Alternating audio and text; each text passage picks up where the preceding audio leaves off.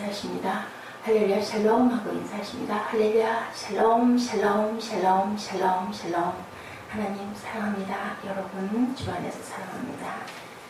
시련이 이제 지나가고 욥이 회개하는 단계, 욥의 그 일생을 통해서 생각지도 못했던 그렇게 하나님께 경건하고 그렇게 온전하게 굴었던 욥이 참 엄청난 고통과 환난을 저희들에게 겪으면서 보면서 우리에게도 누구에게나 이 환난은 있으며 욥만 못한 우리들은 얼마나 많은 불평과 불만과 또한 정죄와 비판을 하면서 살아가는지, 마지막은 결국은 회개해야 돌이켜야 하나님이 그 부분을 받으시는데 라는 것을 알게 됩니다. 욥의 깨달음과 회개가 나오죠. 회개라는 것은 무엇일까요? 이제 내 생각을 돌이키고 창조의 목적으로 돌아가는 것. 창조의 목적이란 영광 돌리는 것이죠. 하나님께. 그리고 하나님을 경외하며 섬기는 것을 우리는 얘기합니다. 이 회개, 그 회개, 온전한 회개를 드릴 줄 알아야 되겠다. 욥이 받았던 고난들을 한번 봅니다. 재산을 잃어버렸죠. 욥기 1장 13절에서 17절을 보면 가지고 있던 모든 것들, 또한 자녀를 잃어버리고 아내가 그리고 저주하고 가버리는 그러한 일, 또한 모든 사람들로부터 멸시와 천대를 받았던 일. 우리 인생이 바로 이렇다라는 거죠. 내가 가지고 있고 영향을 끼칠 때는 사람들이 주변에 많은데 내가 그런 걸 잃어버리고 환난과 고난에 있을 때 모두 다 나를 떠난다. 계시는 분은 오직 우리를 지으신 하나님밖에 계시지 않다라는 것.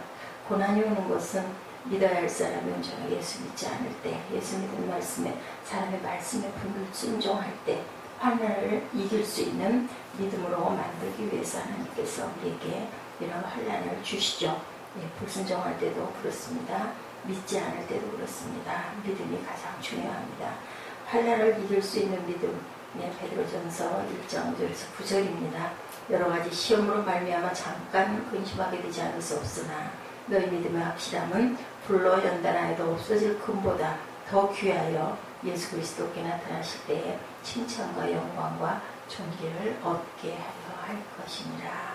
하나님께서 분명하게 말씀으로 약속하고 계시다라는 것을 이 말씀을 통해서 다시 한번 깨달아야 합니다. 욥기 우리가 보면서 세 가지 문제에 부딪혔었어요. 그 누구도 대답하기 어려운 건 오늘 마지막 시간에 그 대답을 찾게 됩니다. 욥도 찾았겠죠. 그 많은 친구들, 새 친구들이 그렇게 비방을 하고 했지만 결국은 맨 마지막에 엘리후의 타이름과 그리고 다독임, 그것을 통해서, 그리고 하나님을 원망했던 그런 부분들을 지적함을 통해서 욥은 드디어 회개를 합니다. 욥과 같이 경건한 사람이 그처럼 안절부절하고 불평에 가득 차서 투덜거리고 자기 자신에 대해서 불안해하는 것을 볼 때 하나님과 언쟁을 하고 그에게 불손하게 말하는 것을 들을 때 정말 우리도 산자의 눈으로 바라보면서 굉장히 당황하죠. 아이고 욥이 왜 저럴까. 그런데 우리가 본인이 됐을 때는 그거보다 더 했으리라 생각합니다. 욥이처럼 실족했었지만 완전히 넘어진 건 아니었습니다. 회개하고 돌이키죠. 왜냐하면 믿음이 있었기 때문에 믿음밖에는 없습니다. 자기가 어려움 속에 견디기 어려워 잘못 말했던 것을 아프게 생각하고 그의 한 말을 취소하고 하나님 앞에서 다시 자기를 납작 낮추는 모습을 우리들이 말씀을 통해서 보죠. 서로의 비난이 모두 용서받아서 잊혀져야 되는데, 그래서 새 친구들에게는 어떻게 해요? 마지막에 보니까 너희는 숫소 7과 순양 7을 가지고 내 종 욥에게 가서 너희를 위하여 번제를 드리라. 그리고 내 종 욥이 너희를 위하여 기도해 줄 것이다 라고 하죠. 그래서 기쁘게 받으셨다라는 부분. 대만 사람 엘리바스, 빌단, 나아마가 소발에 가서 여호와께서 자기들에게 명령하신 대로 행하니라. 여호와께서 욥을 기쁘게 받았더라. 아들을 7, 딸을 3을 주었는데 그 딸 3이 어떤 여성들보다 가장 아름다웠다. 그리고 그들의 아버지가 그들에게 그들의 오라비처럼 또한 기업을 주었다. 딸들에게는 기업을 주지 않는데 기업을 주고 140년을 살다가 늙어서 나이가 차서 죽었더라라고 표현합니다. 욥은 하나님의 권세와 지식과 통치가 무제한적이라는 진리에 동의를 표하면서 하나님의 폭풍 가운데서 말씀하신 말씀의 범위가 어디까지인지를 증명하려고 했죠. 그러므로 참된 회개는 진리를 아는 데서부터 시작된다는 것을 우리가 또한 알아야 됩니다. 그래서 하나님을 힘써 알아야 되고, 그래서 성경을 공부하게 되는데, 그만 성경을 공부하다가 보면 사람이 교만해질 수가 있고, 그리고 나한테는 해당이 안 되고 너희들에게만 해당된다라는 그런 상황이 돼서 결국 그 교만으로 인하여 잘못되는 경우들이 많고, 성경 공부 모임 이것이 요즘은 이상한 색깔로 사단들, 이단들이 많이 하는 그런 색깔로 보이지만, 사실은 성경은 우리가 알아야 됩니다. 그런데 지식으로 알 것이 아니라 지혜로 하나님이 주시는 그 말씀의 묵상으로 항상 우리가 깨닫고 깊이 알아야 되겠죠. 욥은 그제서야 하나님께 대답하죠. 반박이 아니라 순종의 모습으로 하나님의 권능에 대해서 확실하게 인정을 합니다. 욥은 하나님의 위대하심과 영광 그리고 온전하심에 대한 확신을 얻은 것에 대해서 고백하죠. 오히려 믿음이 더욱더 단단해졌다. 어떤 상황에도 이제는 놀라지도 않고 그것으로 인하여 아파하지도 않을 수 있을 만큼 엄청난 예방 접종을 한 거죠. 욥은 하나님의 위대하심과 영광에 대해서 2절에 주께서는 무소불능하시오며 무슨 경향이든지 못 이루실 것이 없는 줄 아옵니다. 하나님께 불경스레 발언하는 다시 얼마나 내가 어리석고 철이 없었나를 다시 깨달은 그러한 고백입니다. 하나님께서 제게 말씀하신 첫 마디가 지식 없는 말로 이치를 어둡게 하는 이가 누구냐, 딴 말씀이 필요하지 않다라는 거죠. 말씀 한마디가 죄를 깨닫게 하나님께서 하시는 말씀 한마디로 깨닫습니다. 무식하게도 저를 괴롭게 하시는 하나님의 뜻을 다뤄보지 못했나이다. 우리는 그 옛말에 그런 말이 있어, 당장 먹기는 곶감이 달다라는 얘기가 있어요. 근데 곶감 많이 먹으면 우리 몸에 좋지가 않죠. 하나님의 섭리를 전혀 알지 못하면서 비판했던 것, 이렇게 죄를 범했습니다 라고 욥은 온전하게 고백합니다. 그것이 입술로만 하는 게 아니라 마음에서부터 오는 그러한 고백이 되었을 때 그게 회개가 되고 하나님이 창조의 목적을 깨닫게 되는 거죠. 하나님을 경외해야 되죠. 이웃을 사랑해야 됩니다. 우리가 왜 하나님의 섭리에 대해서 이렇게 저렇게 말을 할까? 우리가 하나님의 섭리를 이해하지 못하기 때문에, 사랑한다라는 것은 저는 예전에 아주 몇십 년 전에 깨달았던 것, 사랑한다라는 것은 그 사람을 이해해야 한다. 이해하면은 오해할 일이 없죠. 그리고 이해하게 되면 그 사람을 믿게 됩니다. 저 사람은 말을 좀 거칠게 해도 그 사람은 실제는 그런 사람이 아니야. 그 사람을 알게 되면 오해하지 않죠. 근데 그렇지 못한 경우에 엄청난 오해를 하게 되죠. 가까워질 수가 없습니다. 욥이 하나님께 말씀드린 것, 기본 제서가 이제는 달라졌죠. 하나님께 그전에 따졌지만 이제는 절대 순종입니다. 심히 어려운 질문을 더 이제 퍼붓지 마세요 라고 했던 수천 가지 질문 중에 한 가지도 대답할 수 있는 능력이 없는 우리 인생들, 그죠? 엄청 엘루가 많은 것을 물었고, 하나님께서 많은 장을 이어서 물어보시는 그 모든 말씀, 미물인 동물 하나에 대한 것도 우리가 아무것도 알 수 있는 것이 없습니다. 하나님께 통계를 청할 수 있도록 저에게 허락해 주세요. 그것을 저에게 거절하지 마시고 저의 어리석은 행위와 자만을 책망해 주세요. 이제는 절대로 그러지 않겠습니다. 5절입니다. 내가 주께 대하여 귀로 듣기만 하였었던 이제는 눈으로 주를 배웁니다. 주님에 대하여 이제까지 귀로, 선생님이 말씀하신 것 같이 귀로, 또한 얼마 전까지 친구들을 통해서 많이 들었습니다. 주님의 크심과 권세에 대하여 조금 알고 있었는데, 그러나 들은 것만으로는 하나님께 승복해야 할 만큼 스스로 하나님께 굴복하지 못했다. 그런데 하나님께서 직접 제게 말씀하신 이제는 얼굴을 배운나이다 하죠.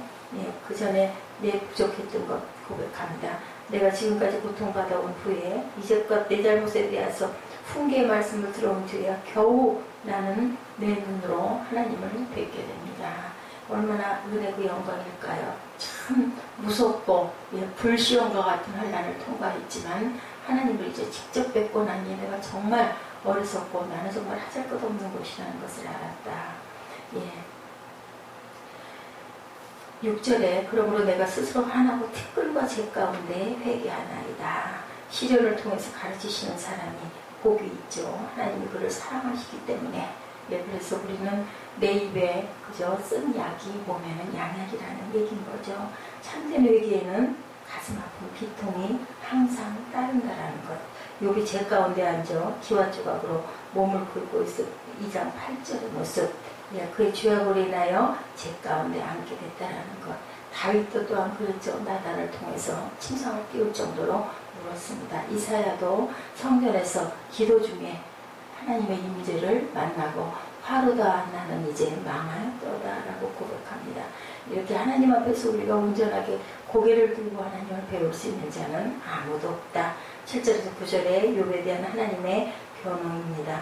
하나님 앞에서 참으로 의로운 사람들이 일시적 고통으로 말미암아 검은 구름에 가리우며 빛을 잃어버릴 수가 있는데 인간들의 혹평 속에 파묻힐 수도 있는데 그러나 때가 되면 검은 구름은 당연히 분명히 거치잖아요. 우리 하늘에 먹장구름 끼어있던 거 깜깜해서 절대로 파란 하늘 없을 것 같은데 하나님의 뜻대로 순식간에 맑은 하늘이 되기도 하고 그것이 또한 이틀 사흘 깜깜할 수도 있습니다. 저의 의로움을 빛같이 나타내며 저의 공의로운 판단을 정오의 빛같이 드러낼 것입니다. 하나님의 여기서 욥의 의로움을 밝혀주십니다. 욥의 친구 엘리바스와 빌닷과 소발에 대해서 하나님이 노하시는 것.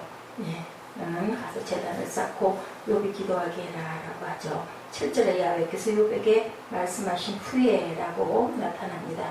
하나님이 욥으로 하여금 각성하게 하시고 낮추시고 그가 자기의 잘못을 깨닫고 회개하신 다음 욥은 올바르게 하나님께서 또한 다시 세워주시고 모든 이웃과 친척들이 와서 위로하게 하시고 슬퍼하게 하시고 또한 상을 베푸는 모습이 본문에 나와 있죠. 하나님께서 어떻게 욥에게 나타나셨나? 하나님은 욥을 자기 종이라고 부르시죠. 7절 8절에 4번씩이나 하나님은 욥을 내 종이라고 부르시는 가운데 즐거움을 누시는 것. 너는 내 종 욥을 생각해 보았느냐? 그가 비록 공공하고 경멸을 받는 형편이었지만 그래도 그는 내 종이며 그가 형통할 때보다 못지 아니하게 지금도 내게 친근하다. 그가 결점들을 가지고 있는 것은 당연히 누구에게나 인생에게는 있지만 사단은 욥이 위선자임을 증명하려고 했지만 욥의 세 친구는 욥을 악인으로 정죄하였지만 하나님께서는 자기가 용납하는 자들을 인정해 주시고 그들이 망하도록 결과적으로 내버려 두시지 않는다라는 것. 자기에 대해 정당한 것을 말했다고 하나님은 반대자들의 행위보다는 온전하다, 옳다라고 인정해 주시는 것을 우리가 봅니다. 욥은 하나님의 사랑과 미움이 인간의 외부적인 환경과 조건에 있는 것이 아니라 내면에 있는 것임을 주장하고 하나님을 바로 바라봅니다. 우리가 환경을 통해서 어려움을 통해서 우리가 연단을 통해서 이런 부분들이 중요한 게 아니라 우리에게 중요한 건 마음 중심이라는 것, 욥기 전체를 통해서 깨달은 부분입니다. 야훼께서 욥에게 이 말씀을 하신 후에 그 친구들에게 노하시죠. 너희가 나를 가리켜 말한 것은 내 종 욥의 말같이 옳지 못하다. 우매한 만큼 너에게 갚지 아니하리라. 이는 너희가 나를 가리켜 말한 것이 내 종 욥의 말같이 옳지 못합니다. 그래서 그 명령에 순종하게 하시는 하나님. 그래서 원수의 목전에서 상을 베푸시는 하나님이죠. 사망의 골짜기를 다닐지라도 회를 받지 아니하면 주께서 나와 함께 하시니라. 야고보서 5장 11절에는 또한 너희가 욥의 인내를 들었고 주께서 주신 결말을 보았다. 주님께서 욥의 고난을 천국에 가서는 이렇게 귀하게 마무리를 해서 높여주시는 부분, 또한 그전보다 갑절의 복을 주시는 부분이 나타나 있습니다. 요한계시록 7장 14절에 사도 요한이 하늘나라의 모습을 보았는데 14만 4천의 구원받은 무리들은 큰 환란에서 나오는 자들이라고 하면서 그들의 하나님의 보좌 앞에 있고 또 그의 성전에서 밤낮 하나님을 섬기며 보좌에 앉으신 이가 그들 위에 장막을 치시리니 저희가 다시 줄이지도 아니하며 목마르지도 아니하고 해나 아무 뜨거운 기운이 상하지 아니할지니 이는 보좌 가운데 계신 어린 양이 저희의 목자가 되사 생명수샘으로 인도하시고 하나님께서 저희 눈에서 모든 눈물을 씻어주실 것입니다. 스데반 집사가 순교할 때 말씀에 보면 계시록 말씀에 보면 예수님께서 보좌 우편에 앉으셨다라가 아니라 서셨다라고 나타나 있어요. 단 한 번입니다. 얼마나 스데반의 그 순교가 마음에 아픔도 있고 놀라움도 있고 기도하시는데 우리가 다급하고 죽겠으면 앉아있지 않죠. 벌떡 일어서죠. 이런 부분에 하나님의 감동을 보죠. 욥의 눈물을 씻어주십니다. 그래서 스데반 집사가 얼굴이 해같이 환하게 밝아하면서 저들에게 죄를 돌리지 마시옵소서 하고 예수님처럼 그렇게 기도하고 돌아가고 순교하는 모습을 봅니다. 어서 오너라 마중하시는 거죠. 야고보서 1장 12절에도 시험을 참는 자는 복이 있도다. 12절에 그것을 옳다 인정하심을 받은 후에 주께서 자기를 사랑하는 자들에게 약속하신 생명의 멸망을 얻을 것임이라고. 욥은 시험을 정말 위태롭게 그렇지만 잘 참아서 끝까지 극복하고 견디고 넘어가죠. 욥의 고통은 사단의 시기에서 시작이 되었지만 하나님께서 이를 억제하시고 또한 그것을 통해서 귀한 하나님의 그 뜻을 알리시고 욥이 확실하게 하나님을 알게 하는 그러한 삶으로 140년 동안을 얼마나 복되게 살았을지요. 그죠? 한번 잃어버렸던 그것들을 다 돌려 찾았을 때 얼마나 그게 귀하겠습니까? 그냥 살아갔던 것보다 훨씬 욥이 괴로워했었던 것, 육신적인 고통도 고통이지만 하나님께 버림받았다는 것에 그것처럼 고통스러운 게 없습니다. 우리가 기도할 때 하나님의 너무 잠잠하시고 아무런 감동이 없는 그 터널을 누구나 다 마더 테레사 같은 분도 통과를 합니다. 내가 깜깜한 흑암 가운데 있다라고 표현하죠. 여호와께서 욥의 공경을 돌이키시고 욥에게 그전 소유보다 갑절이나 주신지라. 욥은 하나님의 영광을 위해서 고난을 당하고 하나님께서는 욥에게 유리하도록 모든 것들을 변상해 주시는 부분 12절 11절입니다. 이에 그의 모든 형제와 자매 및 전에 있던 자들이 다 와서 그 집에서 그와 함께 식물을 먹고 여호와께서 그에게 내리신 모든 재앙에 대하여 그를 위하여 슬퍼하고 위로하고 각각 금 한 조각과 금고리 하나씩을 주었더라. 멀리 떠났던 사람이 다 돌아오는 그런 역사. 사단은 우리를 하려고 하지만 하나님은 모든 악을 선으로 바꾸신다는 것. 요셉도 그랬죠. 14년간을 노예로 고생했지만 그것을 참고 이겼더니 80년간 내국의 총리로 영화를 누리게 하시는 하나님입니다. 하나님은 신실한 종이 흘린 눈물을 절대로 그대로 내버려 두거나 낭비하지 않게 하신다라는 것. 눈물로 씨를 뿌리는 자는 기쁨으로 단을 거둔다라는 것. 우리 모두에게 이와 같은 축복이 함께 임하시기를, 그리고 생명의 멸류관을 반드시 받아 쓰시기를 주님의 이름으로 축복합니다. 기도하시겠습니다.